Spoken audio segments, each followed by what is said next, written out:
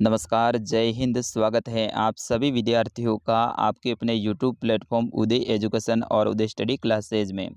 विद्यार्थियों, आज के इस वीडियो में अपन डिस्कस करने वाले हैं प्रारंभिक शिक्षा पूर्णता प्रमाण पत्र परीक्षा सत्र 2023 यानी बोर्ड एग्जाम 2023 की दृष्टि से इम्पोर्टेंट कक्षा 8 के हिंदी विषय के पेपर के बारे में, जो कि आपके आने वाले बोर्ड एग्जाम की दृष्टि से वेरी वेरी मोस्ट इम्पोर्टेंट रहेगा और आप सभी विद्यार्थियों के लिए ये पेपर है वरदान साबित होने वाला है। तो आपसे निवेदन रहेगा, इस पेपर को पूरा अंत तक जरूर देखिएगा, वीडियो को लाइक कर दीजिएगा और हाँ, आपका अपना चैनल है, अभी तक आपने चैनल को सब्सक्राइब नहीं किया है तो विद्यार्थियों चैनल को सब्सक्राइब जरूर कर दीजिएगा।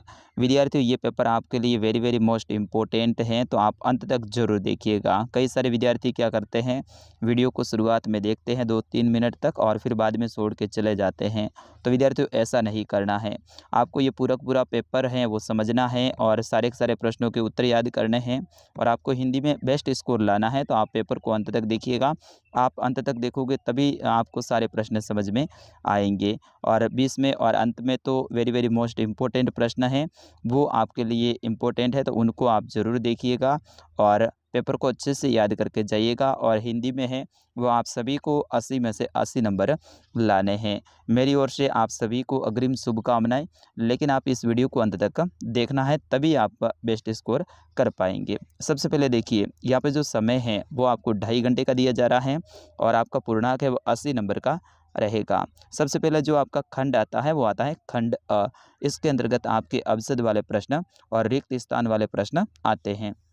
तो यहाँ पे पहला प्रश्न देखिए, नीचे दिए गए प्रश्नों के उत्तर सही विकल्प चुनकर कोष्टक में लिखिए। यानी अवसाद वाले आपके 8 प्रश्न हैं, इन सभी के उत्तर हैं आपको आगे जो कोष्टक दे रखे हैं उनमें लिखना। इनके उत्तर मैंने यहाँ पे सामने लिखे हैं ताकि आप जैसे लाखों विद्यार्थियों को फायदा हो सके और आपको अच्छे से याद हो सके। तो यहाँ पे पहला प्रश्न देखिए, कवि ने बसंत को बताया है। कवि ने बसंत को कैसा बताया है? शीतल, मृदुल, मनमोहक, उज्ज्वल। तो विद्यार्थियों, इसका सही आंसर होगा मृदुल बताया है, यानी ऑप्शन नंबर ब रहेगा इसका सही उत्तर।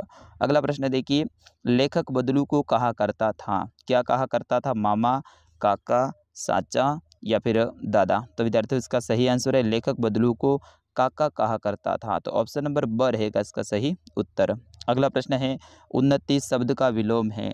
तो विद्यार्थियों, उन्नति शब्द है, इसका विलोम अवनति होता है। क्या होता है? सॉरी, हाँ, अवनति होता है, तो ऑप्शन नंबर अ रहेगा इसका सही आंसर। अगला प्रश्न देखिए, कौन सा सूर्य का पर्यायवाची है? तो विद्यार्थियों, इसका सही आंसर होगा आर्क। आर्क है शब्द है जो कि सूर्य का पर्यायवाची शब्द है। अगला प्रश्न है, बदलू लाख पिघलाने का काम करता था। मोमबत्ती से, धधकती भट्टी से, चूल्हे की आग से या फिर दिए से। तो विद्यार्थियों, इसका सही आंसर है बदलू लाख का काम है वो धधकती भट्टी से करता था, तो ऑप्शन नंबर ब रहेगा इसका सही आंसर।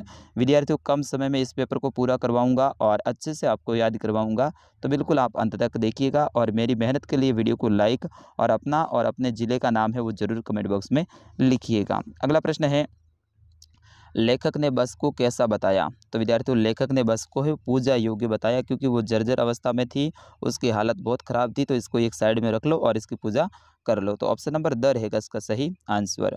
अगला प्रश्न है, दीवाने संचार से संबंध रखते हैं। तो दीवाने संचार से सम्मान भाव का संबंध रखते हैं, स्नेह का, आत्मीयता का नहीं रखते हैं। विद्यार्थियों, आपको ध्यान रखना, सम्मान भाव का रखते हैं, तो ऑप्शन नंबर श रहेगा इसका सही आंसर।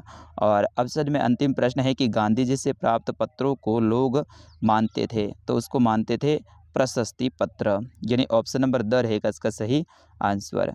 अगला प्रश्न है, प्रश्न संख्या 2, नीचे दी गई पंक्तियों की पूर्ति सही शब्द चुनकर कीजिए। यानी यहाँ पे जो कोष्टक में जो शब्द दे रखे हैं इनको आपको रिक्त स्थान में भरना है। मैंने पहले से आपके लिए भर रखे हैं ताकि आपको याद हो जाए। तो यहाँ पे देखिए, दिल सोटा करना मुहावरे का अर्थ है धैर्य खोना। क्या करना? धैर्य खोना, तो इसमें आ जाएगा आपका धैर्य खोना। अगला है, लाख की चूड़ियाँ पहने तो उनके मोच ना आए। यहाँ पे खाली जगह में आ जाएगा मोच। अगला है, धीरे धीरे वृद्धा की आंखों की ज्योति जाने लगी। तो यहाँ पे किसकी आंखों की? वृद्धा की। अगला है, हम की दीवानों की क्या हस्ती। तो यहाँ पे दीवानों आ जाएगा। भगवान के डाकिए, यह भगवान के डाकिए हैं, तो इसमें डाकिए आ जाएगा। यहाँ पे खोज के लाइए, ये रहा डाकिए। और अगला है, ड्राइवर के चेहरे पर हवाइयाँ उड़ने लगी। अभी दवा है चिड़िया की सोच में तिनका, दबा है यहाँ पे, ठीक है ना, दबा हो जाएगा, यहाँ पे थोड़ी सी मिस प्रिंटिंग जरूर हुई है, तो इस तरह से आपको ये खाली जगह भरनी है। अगला प्रश्न है प्रश्न संख्या 3। नीचे दिए गए वाक्य को पढ़कर सही के आगे सही का निशान और गलत के आगे गलत का निशान लगाइए। तो यहाँ पे देखते हैं, पहला देखिए, समझदार आदमी इस शाम वाली बस में सफ़र नहीं करते हैं। ये सही बात है, क्योंकि बस है बहुत ज़्यादा जर्जर अवस्था में थी, कभी भी एक्सीडेंट हो सकता था। तो समझदार आदमी है वो इस शाम वाली बस में तो सफ़र नहीं करते हैं, ये सही बात है। अगला है, वस्तु के बदले पैसे देना वस्तु विनिमय कहलाता है। ये गलत बात है विद्यार्थियों, ये तो मुद्रा विनिमय हो गया, यानी वस्तु के बदले अपन पैसे देते हैं तो ये तो मुद्रा विनिमय है। वस्तु के बदले वस्तु देते हैं ना, तो वो होता है वस्तु विनिमय, तो इसलिए ये गलत है। अगला है, अभी दबा है, यहाँ पे दबा कर दो, ठीक है ना, अभी दबा है चिड़िया के पैर में तिनका। गलत बात है, अभी तो अपन ने पढ़ा था अवसद वाले में, चिड़िया के जो सोच है उसमें तिनका था, पैर में नहीं था, तो ये भी गलत बात है। हरिश्चंद्र तारामती पहली बोलती फिल्म थी। बिल्कुल सही बात है। फटी सी धोती और जर्जर दुपट्टा सुदामा पहने हुए थे। ये भी बिल्कुल सही बात है। साइकिल आंदोलन ने पुरुषों को प्रोत्साहन किया। ये गलत बात है। साइकिल आंदोलन महिलाओं को प्रोत्साहन किया, पुरुषों को नहीं, तो ये गलत बात है। अगला प्रश्न है प्रश्न संख्या 4। नीचे दिए गए शब्दों के दो दो पर्यायवाची शब्द लिखिए। इनके दो दो पर्यायवाची लिखने मैं आपको 4 बता देता हूँ, ठीक है ना। जैसे कि नभ, नभ का पर्यायवाची होता है आकाश, गगन, अंबर, शून्य। इस तरह से ये 4 इसके हो गए। बादल, बादल के पर्यायवाची की बात करें तो घन, मेघ, नीरज, जलधर, इस तरह से हो जाएगा। फिर उसके बाद में दिन, दिन के पर्यायवाची की बात करें तो वासर, दिवस, दिवा, वार। और पवन के पर्यायवाची की बात करें तो वायु, अनिल, समीर। इस तरह से इनके पर्यायवाची शब्द लिखने हैं। अगला प्रश्न है प्रश्न संख्या 5। नीचे दिए गए वाक्यांश का मिलान कीजिए, यानी इनको मिलान करना है। जैसे कि मक्खन लगाना, मक्खन लगाने का मतलब क्या होता है? चापलूसी करना, चापलूसी करना। इस तरह से इसका मिलान हो जाएगा। दिल छोटा करना, क्या धैर्य खोना, खाया खाना, अवधि भाषा। तो दिल छोटा करना अभी तो अपने अवसद वाले में पूछा था ना, धैर्य खोना। तुलसीदास, तुलसीदास का संबंध हो जाएगा अवधि भाषा से। और सीता ने खाना खाया, इससे मिलान हो जाएगा। बिल्कुल इजी, ऐसा ही तो प्रश्न पत्र आता है, आप ऐसे डरते हैं। अगला प्रश्न है, नीचे दिए गए वाक्यों का समानार्थी शब्द लिखिए। इनका समानार्थी शब्द लिखना है। जिस तरह से जिस पर किसी का अंकुश ना हो तो उसे क्या कहते हैं? निरंकुश कहा जाता है। जिसके ऊपर किसी का अंकुश ना हो तो उसे कहते हैं निरंकुश, ठीक है ना। ओके, फिर उसके बाद में जिसके टुकड़े ना हो सके हो, जिसके टुकड़े नहीं होते हैं तो उसे अपन क्या कहते हैं? अखंड कहते हैं, ठीक है ना। तो इसमें हो जाएगा अखंड। जिसका कोई आकार ना हो तो उसे कहते हैं निराकार। क्या कहते हैं? निराकार। अपन नहीं कहते ईश्वर निराकार है, तो निराकार। और जिनकी गिनती ना हो सके अनगिनत हो जाएगा। क्या हो जाएगा? अनगिनत हो जाएगा, ठीक है। इस तरह से आपको इनके समानार्थी शब्द लिखना है। अब आ रहा है आपका खंड ब। इसके अंतर्गत लघुतरात्मक प्रश्न है। इनके उत्तर आपको 20 से लेकर 30 शब्दों में देने हैं। तो चलिए इनको देखते हैं। 7वां प्रश्न, गजब हो गया, ऐसे बस अपने आप चलती हैं, लेखक ने ये चुनकर हैरानी क्यों हुई? तो विद्यार्थियों इसका सही आंसर होगा, लेखक को यह सुनकर हैरानी इसीलिए हुई क्योंकि देखने में तो ये बस अत्यंत पुरानी टूटी फूटी सी लग रही थी। उसे चलाने के लिए धक्का लगाना पड़ता होगा, परंतु बस कंपनी के जो हिस्सेदार है उसको कहते थे कि बस है वो अपने आप चलेगी। और ये बात है वो लेखक को है, वो भाई नहीं, बस वाले जो चलाने वाला ड्राइवर वगैरह वो बोल रहे हैं कि बस अपने आप चलेगी, जबकि उसको चलाने के लिए धक्का लगाना पड़ रहा था। ये बात सुन के है ना लेखक को हैरानी हुई। अगला प्रश्न देखिए, कभी फूलों को किसने कवि फूलों को किससे सींचना चाहता था? तो कवि है यहाँ पे, कवि नहीं है, ठीक है ना। तो कवि है वो फूलों को किससे सींचना चाहता था? तो कवि है वो फूलों को अपने जीवन रूपी अमृत से सींचना चाहता था। जीवन रूपी अमृत से सींचना चाहता था। अगला प्रश्न देखिए, नीचे दिए गए मुहावरों का वाक्य में प्रयोग कीजिए। नीचे जो मुहावरे हैं इनका वाक्य में प्रयोग करना है। जैसे कि आंख फेरना, आंख फेरने का अर्थ क्या होता है? प्रवाह न करना। क्या होता है? प्रवाह न करना। जैसे कि काम निकलते ही सुरेश ने आंख फेर दी, ठीक है ना। काम निकलते ही मुकेश ने आंख फेर दी, ठीक है ना। इस तरह से ये वाक्य में प्रयोग हो गया। अगला है कमर कसना। तो कमर कसने का मतलब क्या होता है? दृढ़ निश्चय करना। क्या होता है इसका अर्थ विद्यार्थियों? दृढ़ निश्चय करना। जैसे कि लता ने परीक्षा में प्रथम श्रेणी लाने के लिए कमर कस ली, यानी दृढ़ निश्चय कर लिया। इस तरह से आपको इनका वाक्य में प्रयोग करना है। अगला प्रश्न है प्रश्न संख्या 10, नीर उपसर्ग लगाकर दो शब्द बनाइए। तो नीर शब्द से दो उपसर्ग बनाने हैं, जैसे कि निर्धन अक्षर, ठीक है, अक्षर लिख दो यहाँ पे अक्षर, तो ये हो जाएगा निरक्षर। और उसी तरह से निर्धन आकार, यहाँ पे आकार कर दो तो हो जाएगा निराकार। इस तरह से आपको ये दो शब्द बनाने हैं। अगला प्रश्न है कोरोना वायरस के बचाव के दो उपाय लिखिए। तो विद्यार्थियों ये इंपॉर्टेंट नहीं है इतना।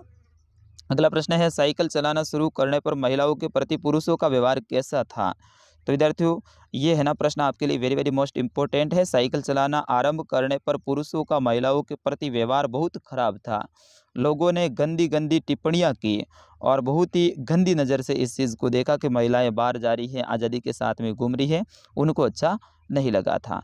अगला प्रश्न है प्रश्न संख्या 14, गौरैया की टोपी पर दर्जी ने 5 फूदने क्यों जड़े थे। तो विद्यार्थियों इसका सही आंसर होगा गौरैया ने उसे 2 टोपियां में से एक टोपी है मजदूरी के देने का वायदा किया था।